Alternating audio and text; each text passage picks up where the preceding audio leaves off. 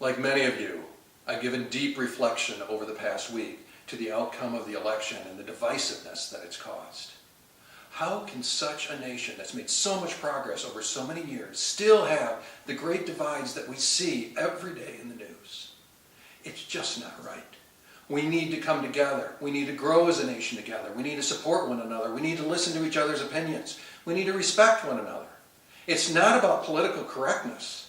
It's about giving the respect to those individuals. That's what's politically correct. That's what's right about being a human being, is treating others with compassion, caring, understanding. We're all hurting. Some people are hurting from the fact that they've had sexual discrimination. They've had gender inequality. They've had things happen in their lives that just aren't right. Other people have lost their jobs. We've got a shrinking of the middle class. Some people think our tax burden is too high. All of these things need to be resolved. And depending on who you are and who you voted for, you prioritize one of those things over another. Or you may have prioritized, whether it's guns or abortion, something else. But it's being interpreted more so as being racism, or anti this group, anti that group, and we can't have that. Each of us needs to do our part. Each of us needs to control what we can control, which is our own behavior.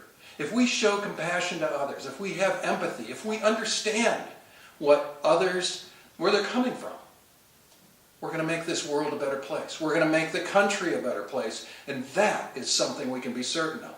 Those are the principles of positive organizational scholarship. Today, more than ever, they need to be employed.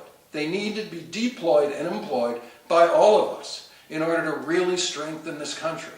Because when we apply them to others, when we apply a positive lens and we start talking to others about the right things to do, and we're holding ourselves up as a role model, it will rub off on others. Not only our children, but our peers. And it'll help tremendously. I don't know if you saw in the news recently, but there was a group in Dallas, a group of African Americans that were demonstrating, and some Caucasians that were demonstrating. They're demonstrating on opposite sides of the same issue. And there was a police officer that was separating the two groups. The two groups, when they came together, their leaders approached one another. They talked, they hugged, and then they prayed. Both groups came together in unity. Both groups made progress. That's the kind of unity, that's the kind of respect, we can understand somebody else has a different point of view.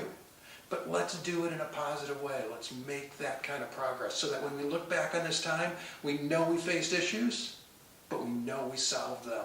And we know we solved them in a way that really is an example for generations to come.